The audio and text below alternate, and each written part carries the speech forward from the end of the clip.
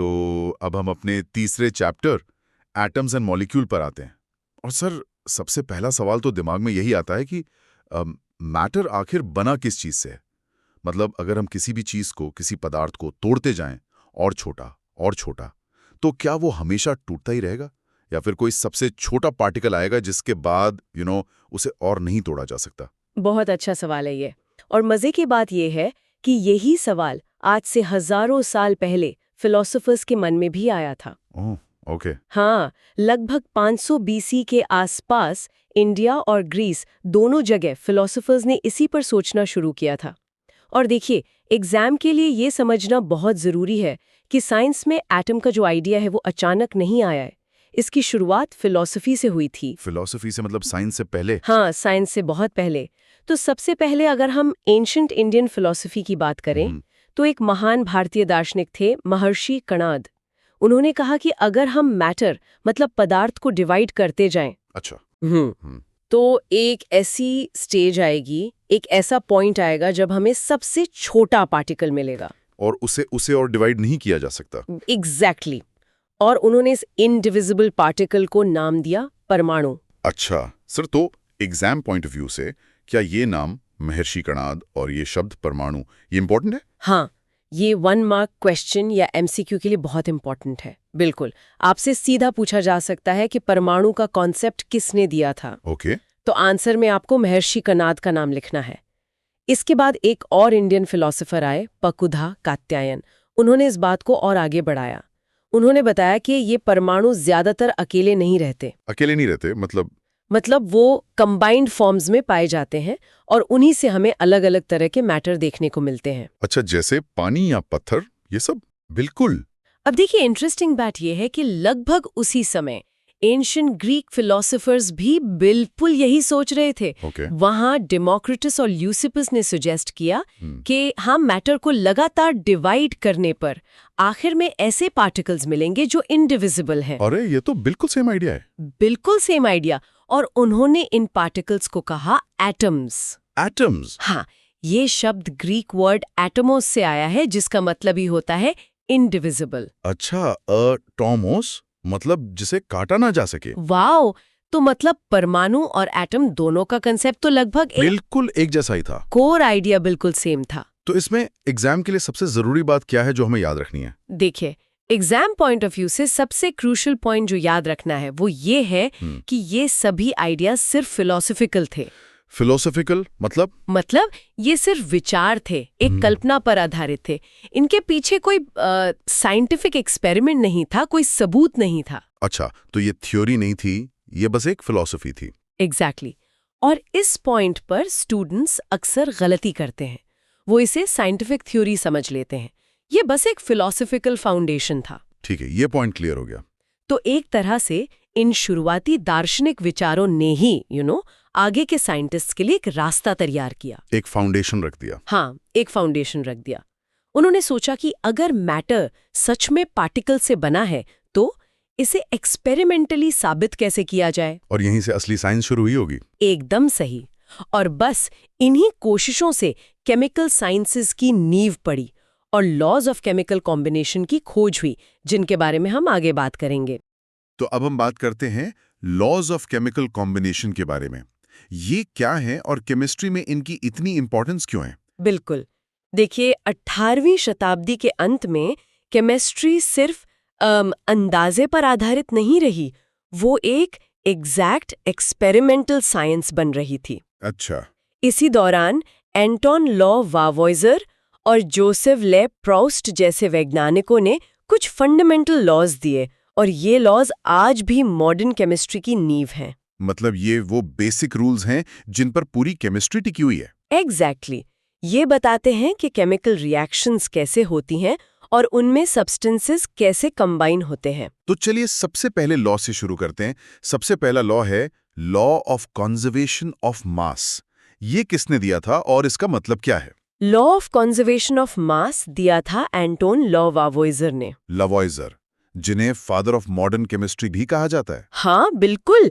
उन्होंने ही chemical reactions में accurate measurement पर बहुत जोर दिया। और लॉ कहता क्या है? लॉ का स्टेटमेंट है, mass can neither be created nor destroyed in a chemical reaction. Mass can neither be created nor destroyed. इसका सीधा मतलब है कि किसी भी केमिकल रिएक्शन के दौरान जितना टोटल मास रिएक्टेंट्स का होता है, बिल्कुल। एग्जैक्टली उतना ही टोटल मास प्रोडक्ट्स का बनता है। हाँ, मैटर सिर्फ अपना फॉर्म बदलता है, वो न तो बनता है और ना ही खत्म होता है। सर, एग्जाम में इस लॉ को एक्सप्लेन करने के लिए कोई एक्टिविटी या एक्सपेरिमेंट भी पूछा जाता है? हाँ, ये सवाल एग्जाम के लिए बहुत इंपॉर्टेंट है। और उसमें किन बातों का ध्यान रखना होता है? इसकी एक्सपेरिमेंटल वेरिफिकेशन अक्सर पूछी जाती है, तो इसका सेटअप समझते हैं। कल्पना कीजिए कि हमारे पास एक कॉनिकल फ्लास्क है। ठीक है। उस फ्लास्क में सोडियम कार्बोनेट मतलब सब्सटेंस वाई का सोल्यूशन है और उसके अंदर हम एक छोटी सी इग्निशन ट्यूब लटकाते हैं। एक ट्यूब फ्लास्क के अंदर? हाँ, जिसमें कॉपर सल्फेट यानी सब्सटेंस एक्स का सोल्यूशन है। ओके, तो दो अलग अलग सोल्यूशंस हैं, एक फ्लास्क में और एक ट्यूब में। बिल्कुल। अब हम फ्लास्क के मुंह पर एक कॉर्क लगाकर उसे टाइटली सील कर देते हैं। Tightly seal? अच्छा, ताकि कुछ बाहर ना निकल सके। एग्जैक्टली, ताकि एक क्लोज्ड सिस्टम बन जाए। रिएक्शन से पहले हम इस पूरे फ्लास्क को वे करते हैं। ठीक है, वजन नोट कर लिया। फिर फ्लास्क को थोड़ा तिरछा करके दोनों सॉल्यूशंस को मिक्स होने देते हैं। और फिर रिएक्शन होगी। हाँ, रिएक्शन होने के बाद जब हम फ्लास्क को दोबारा वे करते हैं तो हम देखते हैं कि मास में कोई बदलाव नहीं आया। मतलब मास एग्जैक्टली सेम रहता है। Exactly the same. तो एग्जाम टिप क्या है इसमें? एग्जाम टिप ये है कि इस जवाब में क्लोज्ड सिस्टम शब्द लिखना क्रूशियल है। Closed system? हाँ, इसका मतलब है कि रिएक्शन के दौरान कोई भी मैटर जैसे कोई गैस फ्लास्क से बाहर नहीं निकल सकती और ना ही अंदर आ सकती है। अच्छा, अगर ये टर्म नहीं लिखा तो एग्जाम में मार्क्स कट सकते हैं। लवोजिए ने इसी तरह के एक्सपेरिमेंट से तो साबित किया था कि गैसों का भी मास होता है, जो उस समय एक आप कह सकते हैं रेवोल्यूशनरी आइडिया था। समझ गया, ठीक है, मतलब मास कंजर्व रहता है। अब दूसरे लॉ पर आते हैं, लॉ ऑफ कांस्टेंट प्रोपोर्शंस। इसे लॉ ऑफ डेफिनेट प्रोपोर्शंस भी कहते हैं ना? एकदम सही। इसे जोसेफ एल प्रूस्ट ने दिया था। और ये क्या कहता है? इसका स्टेटमेंट है, In a chemical substance, the elements are always present in definite proportions by mass. Definite proportions by mass? मतलब कोई भी प्योर केमिकल कंपाउंड हमेशा उन्हीं एलिमेंट्स से मिलकर बना होता है और उन एलिमेंट्स का मास रेशियो हमेशा फिक्स्ड रहता है। हमेशा? हमेशा। इससे कोई फर्क नहीं पड़ता कि वो कंपाउंड हमें कहाँ से मिला या उसे कैसे बनाया गया है। आप सर इसे समझने के लिए कोई सिंपल सा एग्जांपल दे सकते हैं? जैसे पानी का? बिल्कुल, पानी H2O इसका सबसे अच्छा उदाहरण है। पानी में हाइड्रोजन और ऑक्सीजन का मास रेशियो हमेशा 1.8 होता है। हमेशा 1.8? हाँ, यानी अगर आप 9 ग्राम पानी को डिकम्पोज करेंगे तो आपको हमेशा 1 ग्राम हाइड्रोजन और 8 ग्राम ऑक्सीजन ही मिलेगी, चाहे वो पानी नदी का हो, समुद्र का हो या लैब में बनाया गया हो। ये रेशियो कभी नहीं बदलेगा। ये तो बहुत इंटरेस्टिंग है। और देखिए, एग्जाम इनसाइड ये है कि ये लॉ एग्जाम के लिए बहुत महत्वपूर्ण है। क्यों? क्योंकि यही बताता है कि केमिकल फॉर्मूला जैसे H2O फिक्स्ड और यूनिवर्सल क्यों होते हैं। अच्छा, आपसे रीजनिंग बेस्ड क्वेश्चन पूछा जा सकता है कि why is the formula for water always H2O regardless of its source? और उसका जवाब इसी लॉ पर आधारित होगा। बिल्कुल। तो सर, अगर एग्जाम पॉइंट ऑफ व्यू से इन दोनों लॉज को क्विकली रिकैप करना हो तो स्टूडेंट्स को क्या की पॉइंट्स याद रखने चाहिए? बहुत अच्छा सवाल है। एग्जाम रिकैप के लिए 2 बातें याद रखें। पहला, law of conservation of mass. इसमें की फ्रेज है total mass of reactants equals to total mass of products. ठीक है, और वैज्ञानिक का नाम लावोजियर? हाँ, और एक्सपेरिमेंट में क्लोज्ड सिस्टम कीवर्ड है। Got it. और दूसरा लॉ? दूसरा, लॉ ऑफ कांस्टेंट प्रोपोर्शंस। इसमें मेन आइडिया है कि किसी भी प्योर कंपाउंड में एलिमेंट्स का मास रेशियो हमेशा फिक्स्ड होता है। वैज्ञानिक का नाम प्रूस्ट और एग्जाम्पल पानी? बिल्कुल, पानी H2O, जिसमें हाइड्रोजन और ऑक्सीजन का रेशो बाय मास 1:8 है। मतलब दोनों लॉज केमिकल रिएक्शंस और कंपाउंड्स की प्रिसिजन और प्रेडिक्टेबिलिटी को एस्टैब्लिश करते हैं। एग्जैक्टली। ये बताते हैं कि केमिस्ट्री गेसवर्क नहीं बल्कि फिक्स्ड रूल्स पर चलती है। और एक दिलचस्प बात यह है कि इन दोनों लॉज ने ही आगे चलकर केमिस्ट्री के एक और बड़े आइडिया के लिए जमीन तैयार की। वो क्या? ये सोचना कि अगर मैटर न तो बनता है न नष्ट होता है और कंपाउंड्स में एलिमेंट्स का रेशियो भी फिक्स्ड रहता है, तो आखिर मैटर का सबसे छोटा पार्टिकल कैसा होगा? अच्छा, इन्हीं सवालों के जवाब जॉन डाल्टन ने अपनी एटॉमिक थ्योरी में देने की कोशिश की, जिसके बारे में हम आगे और विस्तार से जानेंगे। तो अब हम बात करते हैं डाल्टन्स एटॉमिक थ्योरी के बारे में। सर, ये थ्योरी केमिस्ट्री में इतनी फंडामेंटल क्यों मानी जाती है? मतलब इसे पहला साइंटिफिक प्रयास क्यों कहा जाता है? बहुत अच्छा सवाल है। देखिए, डाल्टन से पहले भी मैटर के बारे में बहुत फिलॉसफिकल बातें होती थी। हमारे यहाँ कणाद ने परमाणु की बात की थी। हाँ, मैंने पढ़ा है उनके बारे में। लेकिन जॉन डाल्टन पहले व्यक्ति थे जिन्होंने लॉज ऑफ केमिकल कॉम्बिनेशन को एक्सप्लेन करने के लिए एक पूरी साइंटिफिक थ्योरी दी। अच्छा। और दिलचस्प बात यह है कि वो सिर्फ एक केमिस्ट नहीं थे, वो एक स्कूल टीचर थे, एक मेटेरोलॉजिस्ट थे। मेटेरोलॉजिस्ट मतलब मौसम विज्ञानी? हाँ, उन्होंने कलर ब्लाइंडनेस पर भी सबसे पहले वैज्ञानिक स्टडी की थी, जिसे अब डाल्टनिज्म भी कहते हैं। उनकी यही जो गहरी ऑब्जर्वेशन की आदत थी ना, उसी ने एटॉमिक थ्योरी की नींव रखी। वाओ, ये तो काफी इंटरेस्टिंग है। तो चलिए उनकी थ्योरी के जो मेन पोस्टुलेट्स हैं उनको समझते हैं। बिल्कुल। तो डाल्टन के थ्योरी के कुछ मेन पोस्टुलेट्स हैं और हमें इन्हें एग्जाम के पॉइंट ऑफ व्यू से समझना है। जी। पहला पोस्टुलेट है, all matter is made up of very tiny particles called atoms. मतलब हर चीज छोटे छोटे कणों से बनी है, जिन्हें एटम कहते हैं। ठीक है, ये तो बेसिक हो गया। हाँ, अब आता है दूसरा पोस्टुलेट जो बहुत महत्वपूर्ण है। Atoms are indivisible and can neither be created nor destroyed in a chemical reaction. Indivisible मतलब जिसे और तोड़ा नहीं जा सकता। Exactly. और यहीं से पहला सवाल बनता है। ये पोस्टुलेट सीधे सीधे लॉ ऑफ कंजर्वेशन ऑफ मास को एक्सप्लेन करता है। ओह, अच्छा। परीक्षा में अक्सर पूछा जाता है कि डाल्टन का कौन सा पोस्टुलेट इस लॉ को सपोर्ट करता है। सर, क्या एग्जाम में इन पोस्टुलेट्स को वर्ड टू वर्ड याद करना जरूरी है या हम अपनी भाषा में लिख सकते हैं? बहुत अच्छा सवाल है। देखिए, परिभाषाओं और पोस्टुलेट्स के लिए कीवर्ड्स बहुत जरूरी होते हैं। जैसे यहाँ indivisible, neither be created nor destroyed, ये की फ्रेजेस हैं। इनके बिना मार्क्स कट सकते हैं। आप सेंटेंस का स्ट्रक्चर थोड़ा बदल सकते हैं, लेकिन ये शब्द होने ही चाहिए। समझ गए। तो कीवर्ड्स पे फोकस करना है। अगला पोस्टुलेट क्या था? अगला पोस्टुलेट है, all atoms of a given element are identical in mass and chemical properties. और चौथा है, atoms of different elements have different masses and properties. अच्छा, मतलब एक एलिमेंट के सारे एटम एक जैसे और अलग एलिमेंट के एटम अलग? बिल्कुल। इसे ऐसे समझो कि सोने यानी गोल्ड के जितने भी एटम्स होंगे वो सब बिल्कुल एक जैसे होंगे, जुड़वा भाइयों की तरह। ठीक है। लेकिन सोने का एक एटम चांदी यानी सिल्वर के एटम से हर तरह से अलग होगा, मास में भी और प्रॉपर्टीज में भी। ये तो काफी लॉजिकल है। हाँ, अब आते हैं पांचवें पोस्टुलेट पर। ये कहता है, atoms combine in simple whole number ratios to form compounds. Simple whole number ratios. ये postulate law of constant proportions को समझाता है। जैसे पानी H2O, उसमें हमेशा 2 हाइड्रोजन एटम्स और 1 ऑक्सीजन एटम का रेशियो होता है। अच्छा। ये कभी भी 2.5 या 1.75 नहीं हो सकता। ये हमेशा सिंपल होल नंबर्स में होता है। ठीक है। और छठा पोस्टुलेट? छठा पोस्टुलेट इसी बात को और पक्का करता है। In a given compound the kind and relative number of atoms remain fixed. मतलब पानी कहीं का भी हो, H2O ही रहेगा? एग्जैक्टली। अब यहाँ एक कॉमन स्टूडेंट मिस्टेक होती है। क्या? स्टूडेंट्स अक्सर इन दोनों लॉज को, मतलब कंजर्वेशन ऑफ मास और कांस्टेंट प्रोपोर्शंस को, गलत पोस्टुलेट्स के साथ जोड़ देते हैं। तो याद रखना, इनडिविजिबल वाला पोस्टुलेट कंजर्वेशन ऑफ मास के लिए है और होल नंबर रेशियो वाला कांस्टेंट प्रोपोर्शंस के लिए। ये तो बहुत क्लियर हो गया। पर सर, डाल्टन की थियरी अपने समय के लिए तो एक मील का पत्थर थी, लेकिन बाद में तो इसमें कुछ कमियां भी निकली होंगी। बिल्कुल। और ये लिमिटेशंस एग्जाम के लिए पोस्टुलेट्स से भी ज्यादा जरूरी हैं। मतलब डाल्टन की थियरी पूरी तरह सही नहीं थी। सबसे बड़ी गलती क्या थी? बिल्कुल, सबसे बड़ी गलती थी ये मानना कि एटम्स इनडिविजिबल हैं, यानी उन्हें और तोड़ा नहीं जा सकता। अच्छा। बाद में पता चला कि एटम्स आर डिविजिबल।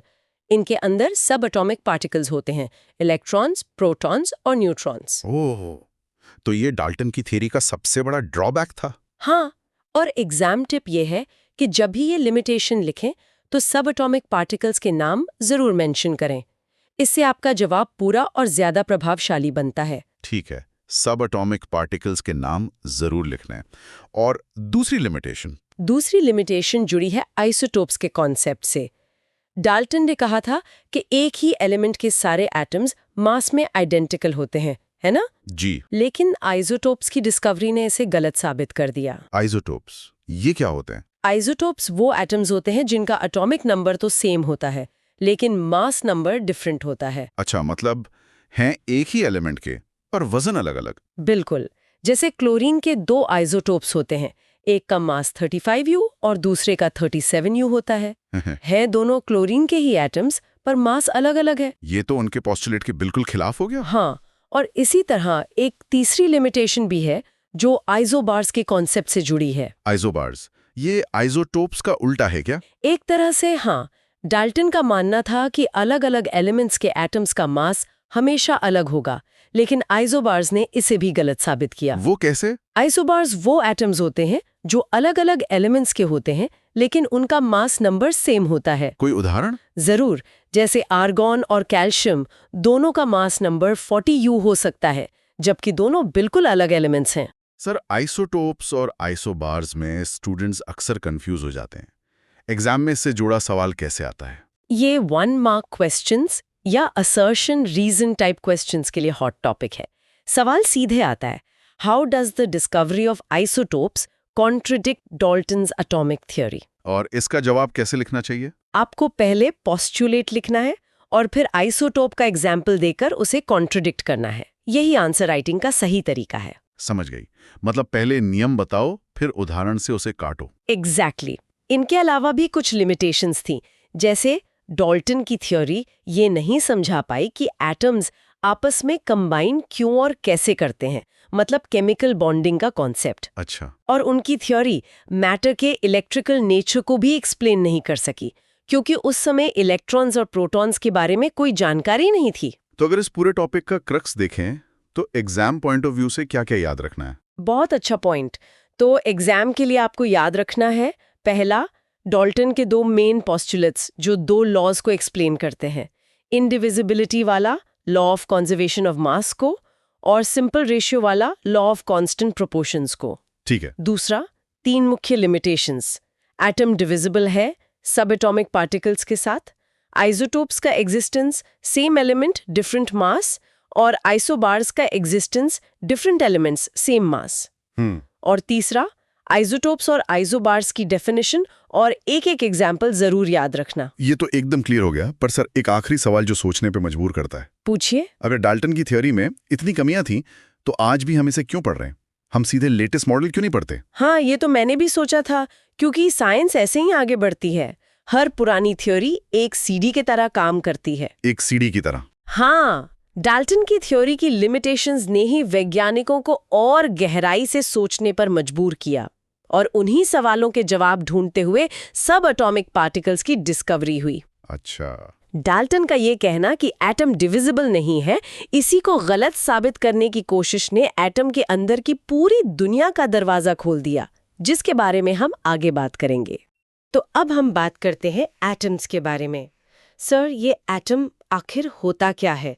हम हमेशा पढ़ते हैं कि हर चीज एटम्स से बनी है, पर इसे इमेजिन कैसे करें? बहुत अच्छा सवाल है। देखो, एटम को समझने का सबसे आसान तरीका है एक घर का एग्जाम्पल लेना। घर का एग्जाम्पल? हाँ, जैसे एक घर हजारों ईंटों मतलब ब्रिक्स से मिलकर बनता है, वैसे ही दुनिया की हर चीज, चाहे वो सॉलिड हो, लिक्विड हो या गैस, वो बहुत ही छोटे छोटे पार्टिकल्स से बनी है। और इन्हीं पार्टिकल्स को हम एटम्स कहते हैं। एग्जैक्टली। तो अगर एग्जाम में 1 मार्क का क्वेश्चन आए, व्हाट इज एन एटम? हाँ, ये तो आता ही है। तो आपको TOT दी 2T पॉइंट्स लिखना है।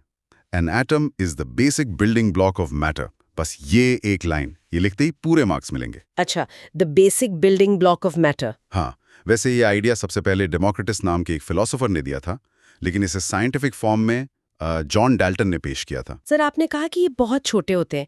एग्जैक्टली कितने छोटे? क्या हम इन्हें देख सकते हैं? नहीं, बिल्कुल नहीं। एटम्स इतने ज्यादा छोटे होते हैं कि हम उन्हें अपनी आंखों से तो क्या, एक पावरफुल लाइट माइक्रोस्कोप से भी नहीं देख सकते। लाइट माइक्रोस्कोप से भी नहीं? फिर हमें इनके बारे में पता कैसे चला? हमें इनके होने का, आप कह सकती हैं, इनडायरेक्ट एविडेंस तब मिला जब इलेक्ट्रॉन माइक्रोस्कोप जैसे एडवांस्ड इंस्ट्रूमेंट्स इन्वेंट हुए। अच्छा, इलेक्ट्रॉन माइक्रोस्कोप। हाँ, और यहाँ एग्जाम के लिए एक इंपॉर्टेंट पॉइंट है। कई बार स्टूडेंट्स कंफ्यूज हो जाते हैं और लिख देते हैं कि atoms can be seen with a microscope. ये गलत है। ओह, आपको स्पेसिफाई करना होगा कि लाइट माइक्रोस्कोप से नहीं, बल्कि इलेक्ट्रॉन माइक्रोस्कोप से इनकी स्ट्रक्चर का इनडायरेक्ट एविडेंस मिलता है। ये तो बहुत क्रूशियल डिटेल है। बिल्कुल। इनके साइज का अंदाजा लगाने के लिए एक बहुत इंटरेस्टिंग एनालॉजी है। बताइए। सोचो, एक एटम का साइज एक टेनिस बॉल के कंपैरिजन में उतना ही छोटा है जितना एक टेनिस बॉल का साइज हमारी पूरी अर्थ के कंपैरिजन में है। वाओ, मतलब ये तो कल्पना से भी परे है। एग्जैक्टली। और क्योंकि ये इतने छोटे हैं, इन्हें मेजर करने के लिए एक स्पेशल यूनिट होती है जिसे कहते हैं नैनोमीटर्स, शॉर्ट में एनएम। नैनोमीटर्स। सर, ये नैनोमीटर कितना होता है और एग्जाम में इससे रिलेटेड क्वेश्चंस कैसे आते हैं? ये न्यूमेरिकल्स के लिए मोस्ट इंपॉर्टेंट पार्ट है, इसे ध्यान से समझना। जी। 1 नैनोमीटर यानी 1 nm होता है 10 to the power of -9 metres. 10⁻⁹ metres. हाँ, और इसका उल्टा 1 मीटर होता है 10 to the power of 9 nanometres. 10⁹ nm। एक में माइनस है, एक में नहीं। बिल्कुल। और एग्जाम में सबसे कॉमन मिस्टेक यही होती है। स्टूडेंट्स अक्सर पावर की साइन यानी नेगेटिव और पॉजिटिव में गड़बड़ कर देते हैं। अच्छा, मतलब 10⁻⁹ की जगह 10⁹ लिख दिया तो पूरा न्यूमेरिकल गलत हो जाएगा। इस कन्वर्जन को बहुत अच्छे से प्रैक्टिस करना है। -10 मीटर्स होता है। 10 to the power -10 मीटर्स। और एक रेत के दाने, अ ग्रेन ऑफ सैंड, का साइज होता है लगभग 10 to the power -4 metres. 10 to the power -4, मतलब बहुत बड़ा डिफरेंस है। Millions of times. इसका मतलब है कि एटम्स हमारी रोजमर्रा की चीजों से मिलियंस ऑफ टाइम्स छोटे हैं। अच्छा, तो क्या इसी वजह से हमें कोई भी चीज, जैसे ये टेबल या दीवार, कंटिन्यूअस दिखती है? मतलब ऐसा नहीं लगता कि ये छोटे छोटे पार्टिकल से बनी है, बल्कि एक पूरी सॉलिड चीज लगती है। बिल्कुल सही, तुमने कॉन्सेप्ट को पकड़ लिया। Because atoms are so incredibly small, matter appears continuous to our eyes. Matter appears continuous. हाँ, और ये एक बहुत ही पॉपुलर असर्शन रीजन टाइप का क्वेश्चन है। अच्छा, असर्शन रीजन, वो कैसे? इसमें असर्शन ए दिया होता है, matter appears to be continuous, जो कि सही स्टेटमेंट है। बिल्कुल। और रीजन होता है atoms are extremely small in size. ये भी सही है। हाँ, ये स्टेटमेंट भी सही है और रीजन असर्शन का करेक्ट एक्सप्लेनेशन भी है। अच्छा, क्योंकि वो इतने छोटे हैं इसीलिए हमें मैटर कंटिन्यूअस दिखता है। एग्जैक्टली। तो आपका आंसर होगा both A and R are true and R is a correct explanation of A. इस तरह के क्वेश्चंस में स्टूडेंट्स अक्सर मार्क्स लूज करते हैं। ये तो बहुत हेल्पफुल टिप है। तो इस पूरी डिस्कशन का क्रक्स ये है कि एटम मैटर का फंडामेंटल बिल्डिंग ब्लॉक है। ठीक है। इसका साइज नैनोमीटर्स में मेजर होता है, जो कि बहुत ही छोटा है। हाँ, और इसी वजह से हमें चीजें टूटी फूटी या दानेदार नहीं, बल्कि कंटिन्यूअस दिखती हैं। Got it. Exam point of view से एटम की डेफिनेशन, साइज की एनोलॉजी और नैनोमीटर कन्वर्जन सबसे ज्यादा इंपॉर्टेंट है। बिल्कुल। लेकिन अब एक सवाल पर सोचते हैं। हमने तो समझ लिया कि सब कुछ एटम से बना है, जी। पर अगर लोहा, पानी, हवा सब कुछ एक ही बेसिक बिल्डिंग ब्लॉक एटम से बना है, तो फिर ये चीजें एक दूसरे से इतनी अलग क्यों हैं? हाँ, ये तो सोचने वाली बात है। एक लोहे का एटम एक ऑक्सीजन के एटम से डिफरेंट क्यों होता है? उस एटम के अंदर ऐसा क्या है जो ये सारी डाइवर्सिटी पैदा करता है? तो अब हम बात करते हैं मॉडर्न सिंबल्स ऑफ एलिमेंट्स के बारे में। मैम, हर एलिमेंट का एक यूनिक सिंबल क्यों जरूरी है? मेरा मतलब, हम पूरा नाम ही क्यों नहीं लिखते? ये बहुत अच्छा सवाल है और इसका जवाब समझने के लिए हमें थोड़ा सा हिस्ट्री में जाना होगा। ओके। देखिए, साइंस एक यूनिवर्सल लैंग्वेज है। जैसे पूरी दुनिया में पानी को H2O कहा जाता है, राइट? वैसे ही एलिमेंट्स के लिए भी एक कॉमन सिस्टम चाहिए था, ताकि कम्युनिकेशन में कोई कंफ्यूजन ना हो, चाहे वैज्ञानिक किसी भी देश का हो। मतलब एक स्टैंडर्ड लैंग्वेज, ताकि सब एक ही पेज पर हों। एग्जैक्टली। केओस ना हो। आप सोचिए, अगर भारत में कोई वैज्ञानिक लोहा पर रिसर्च कर रहा है, जर्मनी में कोई आइजन पर और इंग्लैंड में कोई आयरन पर, तो वो आपस में बात कैसे करेंगे? अपनी डिस्कवरी शेयर कैसे करेंगे? बिल्कुल, कम्युनिकेशन ब्रेकडाउन हो जाएगा। इसीलिए एक कॉमन सिस्टम की जरूरत थी। तो ये जरूरत सबसे पहले किसने महसूस की? मतलब पहली कोशिश किसने की? सबसे पहली जो सीरियस कोशिश थी वो जॉन डाल्टन ने की थी। ओह, डाल्टन, एटॉमिक थ्योरी वाले? हाँ, वही। उन्होंने एलिमेंट्स को रिप्रेजेंट करने के लिए सिंपल ड्राइंग्स और सर्कल्स का इस्तेमाल किया। हाँ, मैंने देखे हैं वो सिंबल्स। ऑक्सीजन के लिए खाली सर्कल, हाइड्रोजन के लिए सर्कल के बीच में एक डॉट। बिल्कुल, ये एक बहुत अच्छी शुरुआत थी। वो एल्केमी के रहस्यमयी सिंबल से साइंस की क्लैरिटी की तरफ एक बड़ा कदम था। पर ये चला नहीं। नहीं, क्योंकि इसमें एक बहुत बड़ी प्रैक्टिकल प्रॉब्लम आ गई। क्या? जब तक कुछ एलिमेंट्स थे तब तक तो ठीक था, पर जैसे जैसे नए एलिमेंट्स डिस्कवर होते गए, 50, 60, 100, ये तो इतने सारे ड्राइंग्स को याद रखना और बनाना बहुत मुश्किल हो गया होगा। एग्जैक्टली नाइटमेरिश हो गया था। हर बार केमिकल इक्वेशन लिखने के लिए ड्राइंग करनी पड़ती थी, बहुत टाइम कंज्यूमिंग था। मतलब ये प्रैक्टिकल नहीं था, तो इसका सोल्यूशन किसने निकाला? इसका सोल्यूशन दिया जॉन्स याकब बर्जीलियस ने। बर्जीलियस? हाँ, इन्हें father of modern chemical notation भी कहा जाता है, और उनका आइडिया बहुत सिंपल पर इफेक्टिव था। क्या आइडिया था? उन्होंने कहा, हम ड्राइंग्स क्यों बनाएं, हम एलिमेंट्स के इंग्लिश या लैटिन नाम के लेटर्स का ही इस्तेमाल क्यों ना करें। Wow, that's it? इतना सिंपल? हाँ, कार्बन के लिए C, हाइड्रोजन के लिए H, और अगर दो एलिमेंट्स का नाम एक ही लेटर से शुरू हो, जैसे कार्बन और कैल्शियम, तो दूसरे के लिए 2 लेटर्स ले लो, जैसे Ca। एग्जैक्टली। इस एक आइडिया ने केमिस्ट्री लिखने का तरीका हमेशा के लिए बदल दिया। इक्वेशंस लिखना बहुत सिस्टमैटिक और आसान हो गया। ये तो सच में ब्रिलियंट था। हाँ, और एग्जाम पॉइंट ऑफ व्यू से 1 मार्क क्वेश्चन में ये पूछा जा सकता है, who proposed the system of using letters for elemental symbols? तो जवाब होगा जॉन्स जाकोब बर्जीलियस। करेक्ट। तो क्या आज भी बर्जीलियस का ये सिस्टम फॉलो होता है? मतलब बेस वही है, और इसे अप्रूव कौन करता है? कोई ग्लोबल बॉडी है? हाँ, बेस बिल्कुल वही है, लेकिन इसे स्टैंडर्डाइज करने का काम एक इंटरनेशनल साइंटिफिक ऑर्गेनाइजेशन करती है। ओके। जिसका नाम है IUPAC, international union of pure and applied chemistry. IUPAC, ये नाम तो टेक्स्ट बुक्स में हर जगह दिखता है। और ये नाम एग्जाम के लिए बहुत इंपॉर्टेंट है। IUPAC ही है जो एलिमेंट्स के नाम और सिंबल्स को ऑफिशियली अप्रूव करती है। अच्छा, आपकी टेक्स्ट बुक से लेके एग्जाम पेपर्स तक सब जगह यही स्टैंडर्ड फॉलो होता है। Got it. तो अब आते हैं सबसे क्रूशियल पार्ट पर, जहां स्टूडेंट्स अक्सर गलती करते हैं, सिंबल्स लिखने के रूल्स। हाँ, और ये रूल्स बहुत सिंपल हैं, लेकिन उतने ही स्ट्रिक्ट भी। इन्हें हम गोल्डन रूल्स कह सकते हैं। ओके। Rule number 1? सिंबल में 1 या 2 लेटर्स होते हैं जो एलिमेंट के नाम से लिए जाते हैं। ठीक है। Rule number 2, a very important one, पहला लेटर हमेशा कैपिटल होगा, ऑलवेज। हमेशा कैपिटल। और रूल नंबर 3, अगर सिंबल में दूसरा लेटर है तो वो हमेशा स्मॉल लेटर होगा। अच्छा, पहला कैपिटल, दूसरा स्मॉल, ऑलवेज। इसमें कोई एक्सेप्शन नहीं है? नहीं। मैम, मैं एक एग्जाम्पल से समझाएंगी? बिल्कुल, जैसे एल्यूमिनियम का सिंबल है Al, A capital L small. Okay. Cobalt का सिंबल है CO, C capital O small. एक मिनट रुकिए मैम, यहीं पे मेरा एक डाउट है जो शायद बहुत से स्टूडेंट्स को होता है। पूछिए। अगर एग्जाम में हमने कोबाल्ट के लिए CO लिख दिया, मतलब C और O दोनों कैपिटल, तो क्या मार्क्स कट जाएंगे? मतलब टीचर समझ तो जाएगा ना? बहुत अच्छा सवाल है, और यहीं पर सबसे ज्यादा मार्क्स कटते हैं। अगर आपने CO लिखा तो वो कोबाल्ट नहीं रहा, मतलब? वो बन जाता है carbon monoxide. What? Carbon monoxide? वो तो एक गैस है। हाँ, और एक जहरीली गैस है। देखिए, CO जिसमें C कैपिटल और O स्मॉल है, वो एक एलिमेंट है, कोबाल्ट, एक मेटल।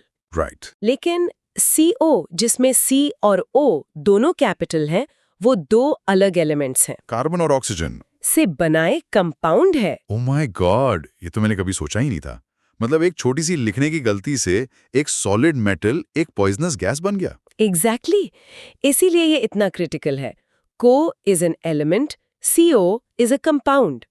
असर्शन रीजन क्वेश्चंस में ये ट्रैप अक्सर दिया जाता है। ये पॉइंट तो स्टार मार्क करने वाला है। बिल्कुल, इस पॉइंट को स्टार मार्क कर लो। ठीक है, ये तो क्लियर हो गया। पर मैम, एक और कंफ्यूजन है। कुछ एलिमेंट्स ऐसे भी हैं जिनके सिंबल उनके इंग्लिश नाम से बिल्कुल मैच नहीं करते। जैसे सोडियम का Na या आयरन का Fe, इसमें बहुत कंफ्यूजन होता है। सही कहा। ऐसा इसलिए है क्योंकि कुछ सिंबल्स उनके इंग्लिश नामों से नहीं बल्कि लैटिन नामों से लिए गए हैं। Latin names? हाँ, केमिस्ट्री की हिस्ट्री बहुत पुरानी है, और उस दौर में लैटिन एक कॉमन साइंटिफिक लैंग्वेज थी, जैसे आज इंग्लिश है। अच्छा, तो ये लैटिन का इन्फ्लुएंस है। बिल्कुल। इसके कुछ की एग्जाम्पल्स हैं जिन्हें याद रखना ही पड़ेगा। ओके। जैसे सोडियम का सिंबल Na है, जो उसके लैटिन नाम नेट्रियम से आया है। Natrium, okay. पोटेशियम का सिंबल K है, जो कैलियम से आया है। केलियम फॉर के, गॉट इट। और आयरन का सिंबल Fe है, जो फेरम से आया है। फेरम, Fe, ठीक है। मैम, एग्जाम में मैच द फॉलोइंग या वन वर्ड आंसर में ये क्वेश्चन जरूर आते होंगे, बिल्कुल आते हैं। हाई प्रोबेबिलिटी क्वेश्चंस हैं ये। तो इन्हें याद करने का कोई आसान तरीका है, कोई ट्रिक? देखिए, ट्रिक से बेहतर है कि आप अपनी नोटबुक में एक टेबल बनाएं। ओके। एक कॉलम में एलिमेंट का इंग्लिश नाम, दूसरे में उसका सिंबल और तीसरे में उसका लैटिन नाम। ये मुश्किल से 8-10 एलिमेंट्स ही हैं। बस 8-10? हाँ, जो कॉमनली पूछे जाते हैं, इनको अच्छे से याद करना बहुत जरूरी है। जैसे गोल्ड का है OU फ्रॉम ओरम, सिल्वर का AG फ्रॉम अर्जेंटम। और लीड का वो भी अलग है, PB? बहुत अच्छे। लीड का PB जो प्लम्बम से आया है। प्लम्बम, ये शब्द कुछ जाना पहचाना लग रहा है। Plumber? Exactly, you got it. Plumber शब्द प्लम्बम से ही आया है। सीरियसली? हाँ, क्योंकि एंशिएंट रोमन टाइम्स में पानी के पाइप्स लेड यानी सीसे के बनते थे, तो जो व्यक्ति इन प्लम्बम पाइप्स पे काम करता था उसे प्लमर कहा जाने लगा। वाओ, ये तो कमाल का कनेक्शन है। मतलब हम जो रोजमर्रा का शब्द प्लम्बर यूज करते हैं वो एक एलिमेंट के लैटिन नाम से आया है। ये तो आप कभी नहीं भूलेगा। यही तो केमिस्ट्री की खूबसूरती है। ये हमारी हिस्ट्री और लैंग्वेज से जुड़ी हुई है। ये तो माइंड ब्लोइंग था। तो एग्जाम पॉइंट ऑफ व्यू से रिकैप करें तो 3 बातें हैं जो याद रखनी है। Okay, a quick recap. पहला, IUPAC स्टैंडर्ड्स, ये गवर्निंग बॉडी है। दूसरा, कैपिटल और स्मॉल लेटर का रूल। हाँ, अ नॉन नेगोशिएबल रूल। और उसका सबसे क्रिटिकल एग्जाम्पल को और CO का अंतर। The metal and the poison gas, right? और तीसरा, लैटिन नामों से लिए गए सिंबल्स जैसे Na, K और Fe, the plumber connection for PB। Got it. ये सिंबल्स केमिस्ट्री की ABC हैं। इन्हें जाने बिना आप आगे नहीं बढ़ सकते। बिल्कुल। अब जब हमने हर एलिमेंट को एक पहचान, एक सिंबल दे दिया है, हाँ, तो हमारा अगला कदम ये समझना होगा कि हर सिंबल सिर्फ एलिमेंट का नाम ही नहीं है, बल्कि उसके एटम के बारे में और भी कुछ बताता है। जैसे उस एटम का मास क्या है। तो सर, हमने ये तो समझ लिया कि जॉन डॉल्टन के अनुसार हर एलिमेंट का एक कैरेक्टरिस्टिक एटॉमिक मास होता है। हाँ। पर ये एटॉमिक मास असल में है क्या, और इसे हम मेजर कैसे करते हैं? बहुत अच्छा सवाल है। देखो, डॉल्टन की थ्योरी का ये एक फंडामेंटल पिलर था। हाँ। एटॉमिक मास ही वो प्रॉपर्टी है जो एक एलिमेंट को दूसरे से अलग करती है, और यही एक्सप्लेन करती है कि केमिकल रिएक्शंस में एलिमेंट्स फिक्स्ड रेशियोज में ही क्यों कंबाइन होते हैं। राइट। लेकिन असली चैलेंज, जैसा तुमने पूछा, वो है इसे मेजर करना। एक सिंगल एटम का मास इतना ज्यादा छोटा होता है कि उसे डायरेक्टली मेजर करना प्रैक्टिकली इम्पॉसिबल है। इसीलिए साइंटिस्ट ने एब्सोल्यूट मास की जगह रिलेटिव एटॉमिक मास का कॉन्सेप्ट डेवलप किया। रिलेटिव एटॉमिक मास, इसका क्या मतलब हुआ? इसका मतलब है कि हम किसी एक एटम का मास किसी दूसरे स्टैंडर्ड एटम के मास के कंपैरिजन में निकालते हैं, और इसी के लिए हमें एक स्टैंडर्ड यूनिट की जरूरत पड़ी, जिसे हम कहते हैं एटॉमिक मास यूनिट, या शॉर्ट में U। ओके, एक standard reference point. Exactly. Atomic mass को मेजर करने के लिए दुनिया भर के साइंटिस्ट को एक स्टैंडर्ड रेफरेंस पॉइंट चाहिए था। पहले हाइड्रोजन और ऑक्सीजन जैसे एलिमेंट्स को स्टैंडर्ड माना गया था, लेकिन कुछ कंफ्यूजन की वजह से 1961 में इंटरनेशनली कार्बन 12 आइसोटोप को ए न्यू स्टैंडर्ड चुना गया। कार्बन 12 को ही क्यों चुना गया? मतलब उसमें ऐसा क्या खास था? इसके 3 मुख्य कारण थे। पहला, ये बहुत स्टेबल है। दूसरा, नेचर में काफी मात्रा में पाया जाता है, यानी अबंडेंट है। और तीसरा, इसके मास को दूसरे एलिमेंट्स के मास के साथ कंपेयर करना आसान है। अच्छा। अब आते हैं सबसे जरूरी हिस्से पर, जो एग्जाम में सीधा सीधा पूछा जाता है, definition of atomic mass unit. Okay. NCERT definition है, 1 atomic mass unit is a mass unit equal to exactly 1/12th the mass of one atom of carbon 12. Okay, exactly 1/12। Yes, ये डेफिनेशन वर्ड टू वर्ड याद करनी है। इसमें exactly 1/12 और 1 atom of carbon 12 keywords है। इन पर marks मिलते हैं। सर, ये 1/12 वाला कॉन्सेप्ट समझने में थोड़ा ट्रिकी लग रहा है। क्या आप इसे किसी सिंपल एग्जाम्पल से समझा सकते हैं? बिल्कुल। चलो एक एनालॉजी लेते हैं। मान लो तुम्हारे पास एक तरबूज है, एक वाटरमेलन, और हमने मान लिया कि उसका वजन 12 यूनिट्स है। ठीक है? ठीक है, 12 यूनिट्स। अगर हम उस तरबूज के 12 बराबर हिस्से कर दें, 12 स्लाइसेस, तो एक स्लाइस का वजन कितना होगा? 1 यूनिट। एग्जैक्टली। अब अगर तुम्हें बाकी फलों का, जैसे सेब या संतरे का वजन पता करना है, तो तुम उन्हें उस एक स्लाइस से कंपेयर करोगी, है ना? हाँ बिल्कुल। ठीक इसी तरह हम बाकी सभी एलिमेंट्स के एटम्स के मास को कार्बन 12 एटम के 1/12 हिस्से से कंपेयर करके निकालते हैं। वो 1/12 हिस्सा ही हमारा 1U है। अच्छा, तो पीरियोडिक टेबल में जो मास लिखा होता है वो एक्चुअल मास नहीं बल्कि इस 1U के कंपैरिजन में होता है। बिल्कुल सही पकड़ा। अब एग्जाम पॉइंट ऑफ व्यू से कुछ कॉमन एलिमेंट्स के एटॉमिक मासेस याद होने चाहिए। ये न्यूमेरिकल सॉल्व करने में बहुत काम आते हैं। जैसे कि hydrogen H 1U, carbon C 12U, nitrogen N 14U, oxygen O 16U और सोडियम Na 23U। सर ये सभी मासेस तो होल नंबर्स हैं, लेकिन मैंने पढ़ा है कि क्लोरीन का एटॉमिक मास 35.5U होता है। ये डेसिमल में क्यों है? ये एक बहुत कॉमन कंफ्यूजन है। Excellent question. और ये एग्जाम में रीजनिंग बेस्ड क्वेश्चंस के लिए एक हॉट टॉपिक है। यहाँ पर स्टूडेंट्स अक्सर गलती करते हैं। अच्छा, इसका कारण है आइसोटोप्स। नेचर में एक ही एलिमेंट के एटम्स अलग-अलग मास के हो सकते हैं। इन्हें हम आइसोटोप्स कहते हैं। Okay, isotopes. For example, chlorine प्रकृति में 2 आइसोटोप्स के रूप में मिलता है। एक का मास 35U होता है और दूसरे का 37U। तो जब हम क्लोरीन का एटॉमिक मास कैलकुलेट करते हैं तो हम इन दोनों आइसोटोप्स के मास का एवरेज लेते हैं उनके अबंडेंस के हिसाब से। उनके अबंडेंस के हिसाब से मतलब जो आइसोटोप नेचर में ज्यादा मिलता है उसका असर एवरेज पर ज्यादा होता है। और इसी कैलकुलेशन की वजह से क्लोरीन का फाइनल एटॉमिक मास 35.5U आता है, जो एक होल नंबर नहीं है। अच्छा, तो इसका मतलब एटॉमिक मास असल में उस एलिमेंट के सभी नेचुरली अकरिंग आइसोटोप्स का एवरेज मास होता है। बिल्कुल सही। एग्जाम में अगर क्वेश्चन आए why are atomic masses of some elements in fractions, तो आपका आंसर आइसोटोप्स के कॉन्सेप्ट पर बेस्ड होना चाहिए, with chlorine 35.5U as a की एग्जाम्पल। ये तो बहुत इंपॉर्टेंट पॉइंट है। हाँ, तो अगर हम इस पूरी डिस्कशन को एग्जाम के लिए रिकैप करें तो 3 चीजें सबसे जरूरी हैं। पहला, रिलेटिव एटॉमिक मास का कॉन्सेप्ट क्यों जरूरी है। ठीक है। दूसरा, एटॉमिक मास यूनिट U की एग्जैक्ट डेफिनेशन कार्बन 12 के रेफरेंस के साथ। Right, the exactly 1/12 part. Exactly. और तीसरा, एटॉमिक मासेस का फ्रैक्शनल होने का कारण यानी आइसोटोप्स का कॉन्सेप्ट। और ये वाटरमेलन वाली एनालॉजी से 1U का कॉन्सेप्ट समझना काफी आसान हो गया। एग्जैक्टली। विजुअल एग्जाम्पल्स हमेशा कॉन्सेप्ट्स को लॉन्ग टर्म मेमोरी में रखने में मदद करते हैं। अब जब हमने ये समझ लिया है कि एक सिंगल एटम का मास क्या होता है, तो अगला लॉजिकल सवाल ये उठता है कि ये एटम्स एग्जिस्ट कैसे करते हैं। क्या ये अकेले रहते हैं?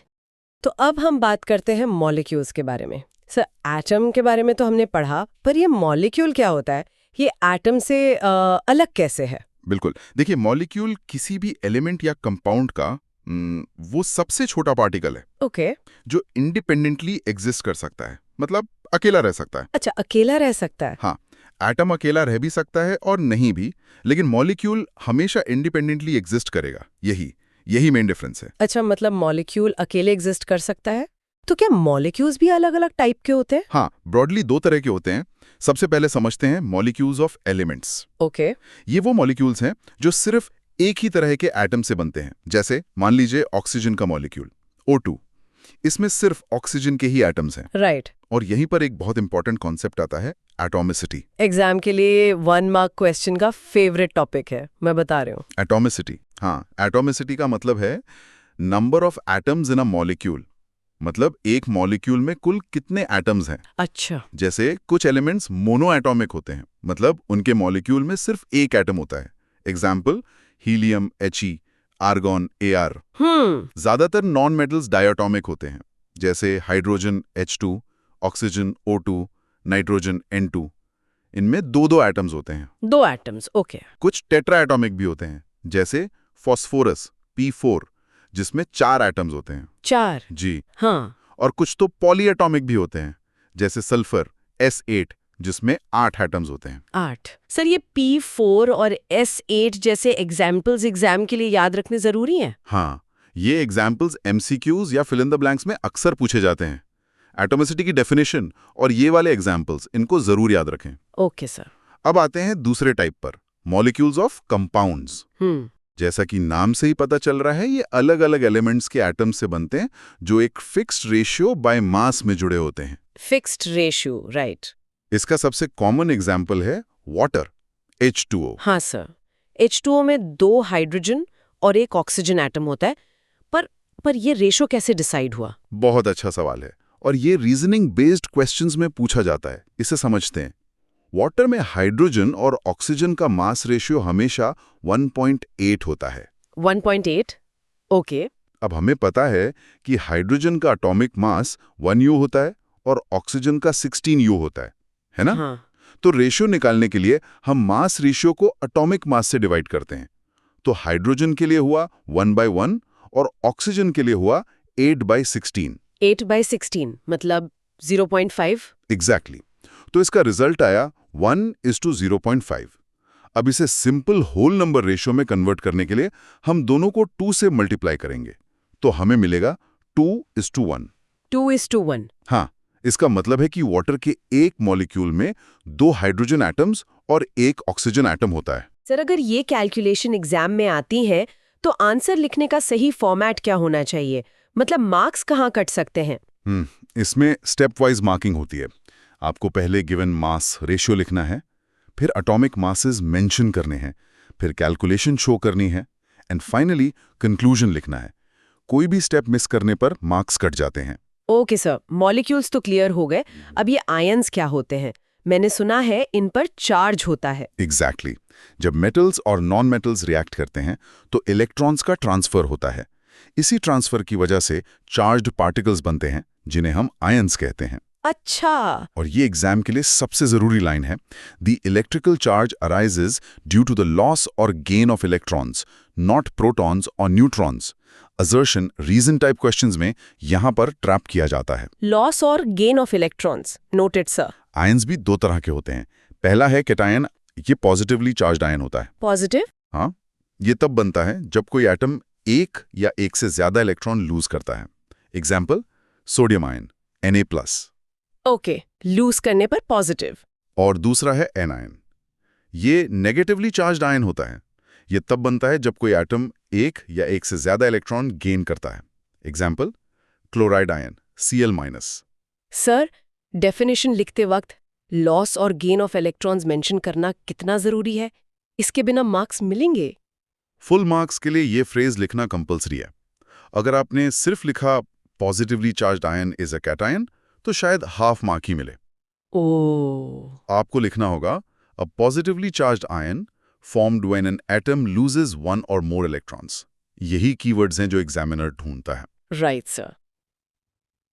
आयंस में एक और कैटेगरी होती है, पॉलीएटॉमिक। हाँ, ये एटम्स का एक ग्रुप होता है जो आपस में जुड़ा होता है और उस पूरे ग्रुप पर एक नेट चार्ज होता है। रिएक्शन में ये एक सिंगल यूनिट की तरह बिहेव करते हैं। मतलब एक टीम की तरह? बिल्कुल। एग्जाम्पल्स हैं सल्फेट SO4 नेगेटिव और अमोनियम NH4 पॉजिटिव। ओह, तो यहाँ चार्ज किसी एक एटम पर नहीं बल्कि पूरे ग्रुप पर है। करेक्ट। अब एक इंटरेस्टिंग फैक्ट बताता हूं जो रियल लाइफ एप्लीकेशन से जुड़ा है। सॉल्यूशंस में इलेक्ट्रिसिटी का जो फ्लो होता है वो इन्हीं फ्री आयंस की वजह से होता है। रियली? हाँ, प्योर वाटर मतलब डिस्टिल वाटर बिजली का अच्छा कंडक्टर नहीं होता, लेकिन जैसे ही आप उसमें नमक सॉल्ट मिलाते हैं वो इलेक्ट्रिसिटी कंडक्ट करने लगता है। ऐसा क्यों सर? क्योंकि नमक पानी में घुलकर Na+ कैटायन और Cl- एनायन आयंस में टूट जाता है। अच्छा। अब ये फ्री आयंस चार्ज कैरी करते हैं और सॉल्यूशन को कंडक्टिव बना देते हैं। ये कॉन्सेप्ट केस बेस्ड क्वेश्चंस के लिए बहुत इंपॉर्टेंट है। वाओ। तो हमने देखा कि ये मॉलिक्यूल्स और आयंस कैसे बनते हैं और इनकी प्रॉपर्टीज क्या हैं। कैटायंस, एनायंस, पॉलीएटॉमिक आयंस, ये सब केमिकल रिएक्शंस की बिल्डिंग ब्लॉक्स हैं। राइट। अब अगला लॉजिकल स्टेप ये समझना लें कि इन आयंस और एटम्स का इस्तेमाल करके कंपाउंड्स के केमिकल फॉर्मूला कैसे लिखे जाते हैं। हाँ। जैसे हमें कैसे पता चला कि सोडियम क्लोराइड का फॉर्मूला NaCl ही होगा, Na2Cl क्यों नहीं? इसके कुछ स्पेसिफिक रूल्स होते हैं। तो सर, अब हम बात करते हैं राइटिंग केमिकल फॉर्मूले के बारे में। किसी भी कंपाउंड का केमिकल फॉर्मूला लिखना केमिस्ट्री का एक बहुत ही फंडामेंटल पार्ट है। लेकिन इसे सही तरीके से लिखने के लिए सबसे पहला और जरूरी कॉन्सेप्ट कौन सा है जो हमें समझना होगा? देखिए, केमिकल फॉर्मूले लिखने की जो पूरी कहानी है ना, वो असल में वैलेंसी पर ही टिकी होती है। वैलेंसी? हाँ, अगर वैलेंसी का कॉन्सेप्ट एकदम क्लियर है तो फॉर्मूला बनाना बहुत आसान हो जाता है। सबसे पहले इसकी डेफिनेशन को समझिए। ये एग्जाम में सीधे सीधे पूछी जाती है। Valency is the combining capacity of an element. Combining capacity मतलब कोई एलिमेंट दूसरे एलिमेंट्स के साथ जुड़ने के लिए कितने केमिकल बॉन्ड्स बना सकता है। ये इस बात पर डिपेंड करता है कि कोई एटम कंपाउंड बनाते समय कितने इलेक्ट्रॉन्स लूज कर सकता है, गेन कर सकता है या शेयर कर सकता है। कंबाइनिंग कैपेसिटी, क्या इसे किसी आसान रियल लाइफ एग्जाम्पल से समझा सकते हैं? बिल्कुल। सोचो एक ऑक्टोपस है जिसके 8 हाथ हैं और एक इंसान के 2 हाथ हैं। ठीक है। तो एक ऑक्टोपस एक बार में कितने इंसानों को पकड़ सकता है?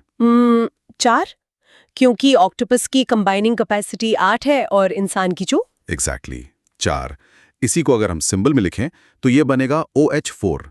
यहाँ O ऑक्टोपस है और H ह्यूमन है। अच्छा, बस यही लॉजिक एलिमेंट्स पर भी लागू होता है। उनकी कंबाइनिंग कैपेसिटी यानी वैलेंसी ही तय करती है कि वो किस रेशियो में जुड़ेंगे। ये एनालॉजी तो बहुत अच्छी है। तो सर, वैलेंसी समझने के बाद फॉर्मूला लिखते समय कौन से स्पेसिफिक रूल्स हैं जिन्हें फॉलो करना होता है? 3 बहुत ही जरूरी नियम हैं और यहीं पर स्टूडेंट्स अक्सर गलतियां करते हैं। ओके। पहला नियम, टोटल पॉजिटिव वैलेंसी और टोटल नेगेटिव वैलेंसी हमेशा बैलेंस होनी चाहिए। इसका मतलब है कि compound as a whole electrically neutral होता है। जैसे NaCl में Na पर +1 चार्ज होता है और Cl पर -1। दोनों मिलकर चार्ज को 0 कर देते हैं।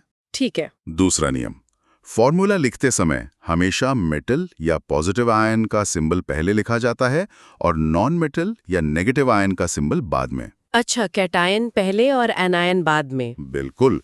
जैसे हम NaCl लिखते हैं ClNa नहीं, CaO लिखते हैं OCa नहीं। ये एक स्टैंडर्ड कन्वेंशन है। और तीसरा नियम, ये एग्जाम के लिए बहुत इंपॉर्टेंट है। अगर किसी फॉर्मूले में पॉलीएटॉमिक आयन एक से ज्यादा बार आता है तो उसे ब्रैकेट में लिखना कंपलसरी है। सर, ये ब्रैकेट्स वाला रोल सबसे ज्यादा कंफ्यूज करता है।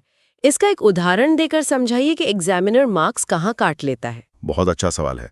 इसका सबसे कॉमन एग्जाम्पल है कैल्शियम हाइड्रोक्साइड का। कैल्शियम की वैलेंसी है 2 और हाइड्रोक्साइड यानी OH की वैलेंसी है 1।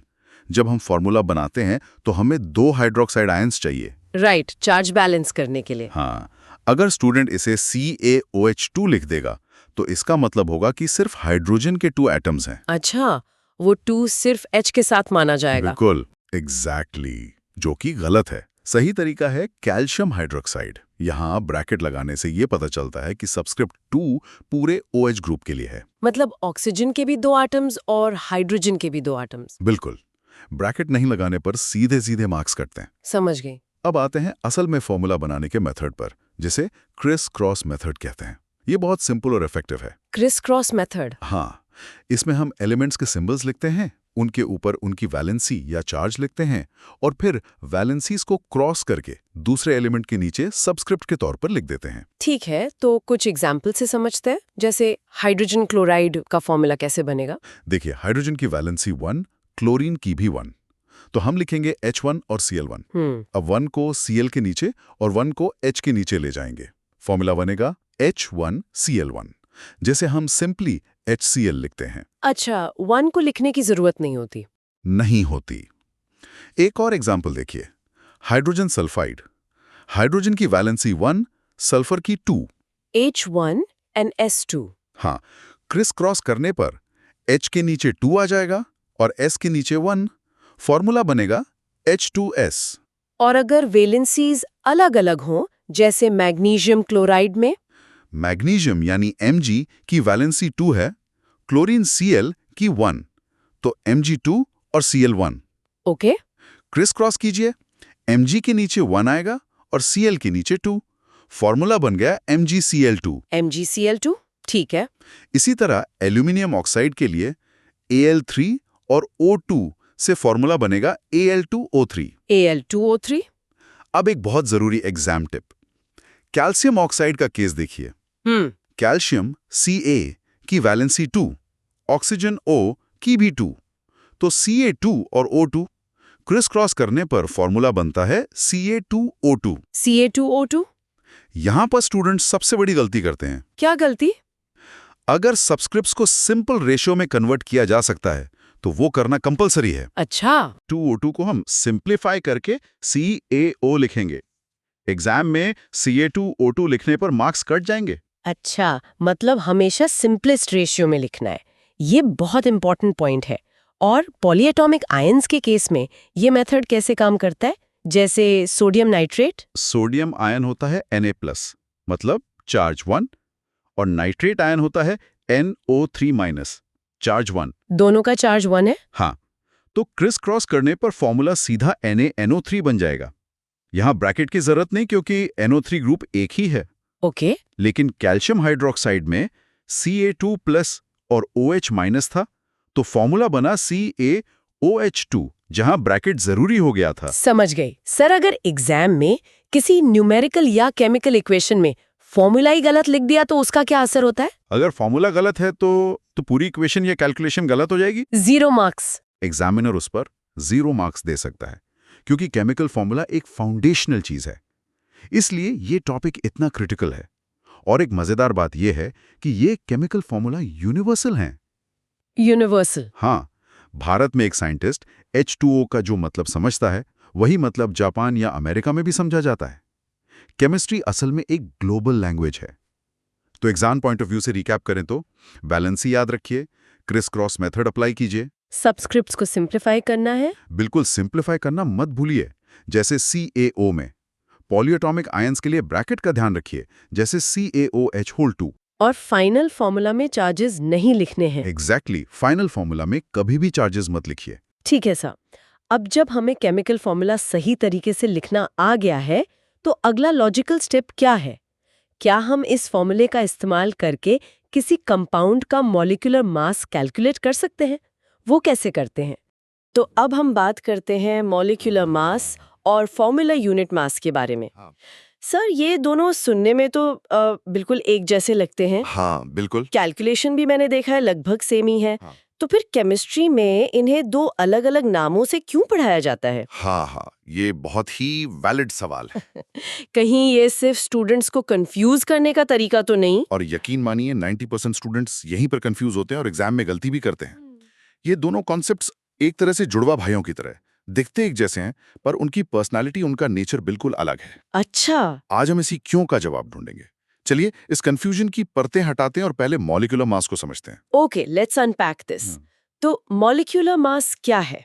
अगर एग्जाम में इसकी डेफिनेशन पूछी जाए, तो एग्जैक्टली क्या लिखना चाहिए? बिल्कुल, डेफिनेशन से ही शुरू करते हैं। एनसीईआरटी के हिसाब से a perfect definition is the molecular mass of a substance is the sum of the atomic masses of all the atoms present in one molecule of that substance. Okay. इसका मतलब बहुत सिंपल है। किसी भी substance का आप एक अकेला मॉलिक्यूल लीजिए, उसमें जितने भी एटम्स हैं, उन सब के एटॉमिक मासेस को बस जोड़ दीजिए। जो टोटल आएगा, वही उसका मॉलिक्यूलर मास है। और इसे मेजर करने की यूनिट क्या होती है? एटॉमिक मास वाली ही। एग्जैक्टली। इसकी यूनिट है U, जिसे हम यूनिफाइड एटॉमिक मास यूनिट कहते हैं। ये वही यूनिट है जिसे हम इंडिविजुअल एटम्स का मास बताने के लिए यूज करते हैं। ठीक है, मुझे लगता है कि एग्जाम्पल से ये कॉन्सेप्ट क्रिस्टल क्लियर हो जाएगा। हाँ, बिल्कुल। सबसे कॉमन मॉलिक्यूल पानी से शुरू करें। बिल्कुल। पानी यानी H2O केमिस्ट्री का सुपरस्टार है। तो पानी के एक मॉलिक्यूल का फॉर्मूला है H2O। राइट। ये फॉर्मूला हमें बताता है कि इसमें 2 हाइड्रोजन एटम्स है और 1 ऑक्सीजन एटम है। राइट। हाइड्रोजन का एटॉमिक मास 1U और ऑक्सीजन का 16U। करेक्ट। तो मॉलिक्यूलर मास कैलकुलेट करने के लिए हम इन सभी एटम्स के मासेस को फॉर्मूले के हिसाब से ऐड करेंगे। हमारे पास 2 हाइड्रोजन एटम्स हैं, तो हम लिखेंगे 2 into atomic mass of hydrogen. Okay. और उसमें ऐड करेंगे 1 into atomic mass of oxygen. Okay, तो ये हुआ 2 into 1U plus 1 into 16U, मतलब 2 plus 16, जो कि 18U हुआ। सिंपल। एग्जैक्टली। पानी का मॉलिक्यूलर मास हुआ 18U। अब यहाँ एग्जाम के लिए एक टिप है। जब आप न्यूमेरिकल सॉल्व करें तो स्टेप बाय स्टेप लिखें। अच्छा। Step 1, formula of the molecule, जैसे H2O। Step 2, list the atomic masses. H is equal to 1U, O is equal to 16U। और स्टेप 3, कैलकुलेशन दिखाएं। 2 into 1 plus 1 into 16 equal to 18U। Final answer को unit के साथ box में लिखना एक बहुत अच्छी प्रैक्टिस है। इससे एग्जामिनर को क्लियर दिखता है और प्रेजेंटेशन के मार्क्स मिलते हैं। ये तो बहुत यूजफुल टिप है। सर, एक थोड़ा कॉम्प्लेक्स एग्जाम्पल लेते हैं। जरूर। जैसे ग्लूकोज का, जिसका फॉर्मूला C6H12O6 है। इसका मॉलिक्यूलर मास कैसे निकालेंगे? Excellent question. ये 3 मार्क न्यूमेरिकल के लिए परफेक्ट एग्जाम्पल है।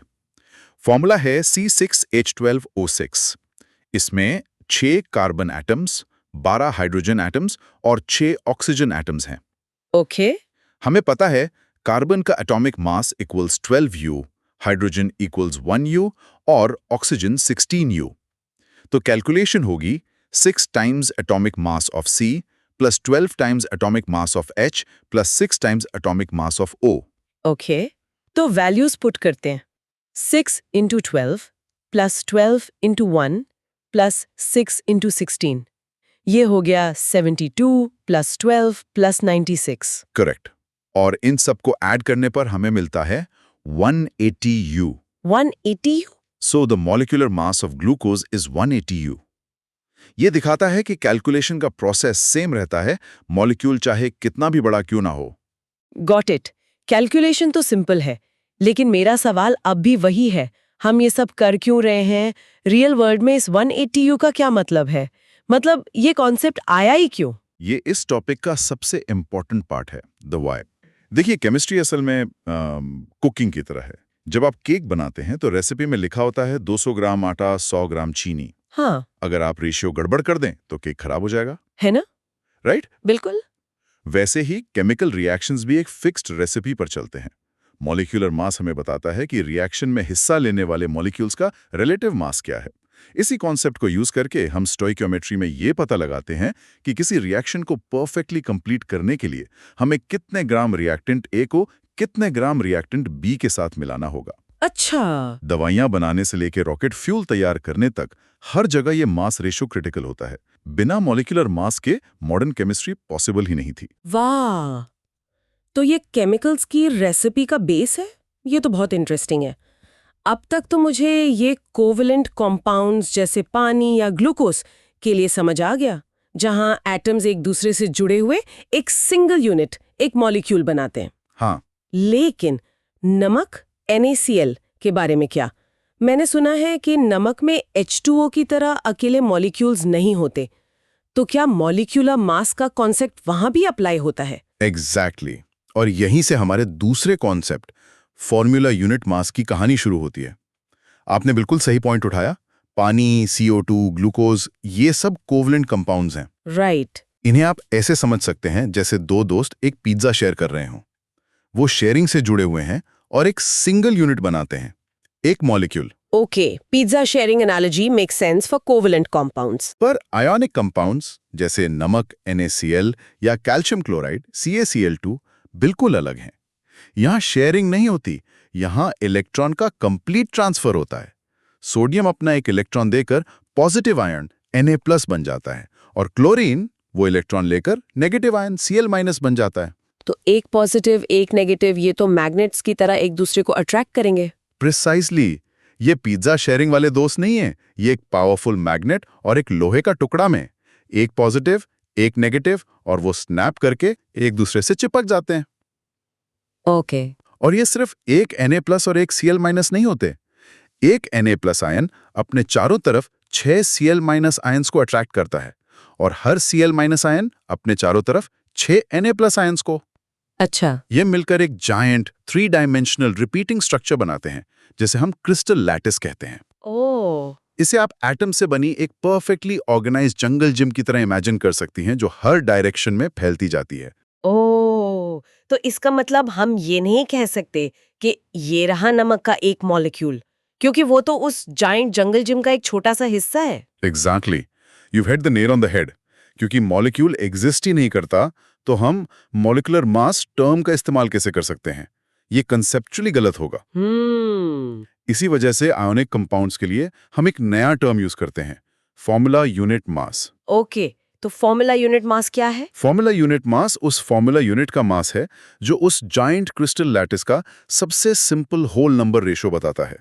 जैसे NaCl की क्रिस्टल में चाहे वो कितना भी बड़ा हो, सोडियम और क्लोरीन आयंस का रेशो हमेशा 1:1 ही रहेगा। ओके। तो NaCl उसकी फॉर्मूला यूनिट है और इस फॉर्मूला यूनिट का मास ही फॉर्मूला यूनिट मास है। ये तो बहुत गहरा डिफरेंस है। पर अब सबसे बड़ा सवाल, क्या इसका कैलकुलेशन का तरीका भी अलग है? और यहीं पर सबसे बड़ा ट्विस्ट और सबसे कॉमन एग्जाम ट्रैप है। अच्छा, मास लिख दिया तो क्या एग्जामिनर इसे छोटी मोटी गलती मानकर छोड़ देगा? Absolutely not. ये एक बहुत जरूरी एग्जाम टिप है।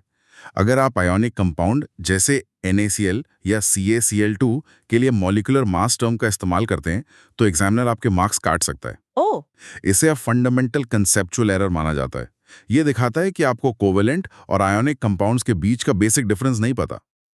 टर्मिनोलॉजी साइंस में बहुत मैटर करती है। मतलब ये छोटी सी दिखने वाली गलती हाफ या 1 मार्क का डिफरेंस ला सकती है। एग्जैक्टली। चलिए कैल्शियम क्लोराइड CaCl2 का फॉर्मूला यूनिट मास कैलकुलेट करके देखते हैं। कैल्शियम का एटॉमिक मास होता है 40U और क्लोरीन का होता है 35.5U।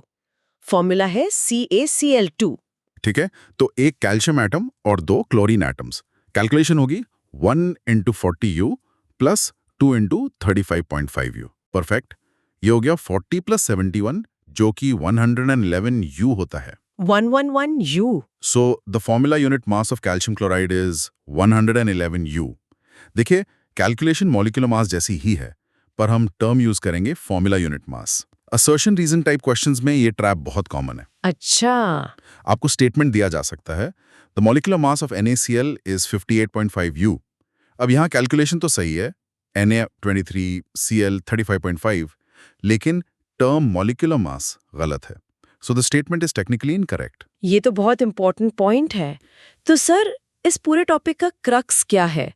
अगर एग्जाम से एक रात पहले रिवाइज करना हो तो कौन से की पॉइंट्स याद रखने चाहिए? एग्जाम पॉइंट ऑफ व्यू से रिकैप करें तो इन 4 पॉइंट्स को याद रखिए, कभी गलती नहीं होगी। ओके। पॉइंट 1, कैलकुलेशन का मेथड दोनों के लिए आइडेंटिकल है।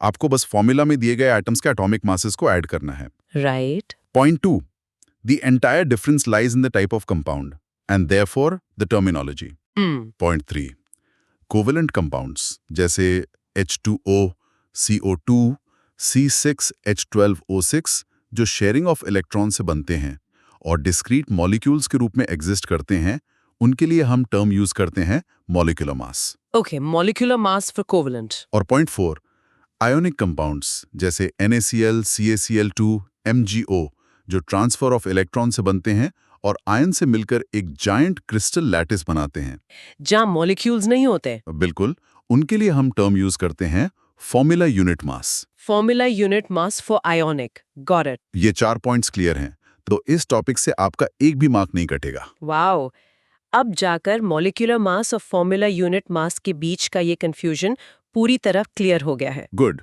ये सिर्फ 2 नाम नहीं है, ये मैटर के एग्जिस्ट करने के 2 फंडामेंटल तरीकों को रिप्रेजेंट करते हैं। सही कहा। तो अब जब हमने एक सिंगल मॉलिक्यूल या एक फॉर्मूला यूनिट का मास कैलकुलेट करना सीख लिया है, तो क्या इस नॉलेज को यूज करके हम ये पता लगा सकते हैं कि किसी गिवन अमाउंट ऑफ सब्सटेंस जैसे 18 ग्राम पानी में टोटल कितने H2O मॉलिक्यूल्स होंगे? बहुत अच्छा सवाल है।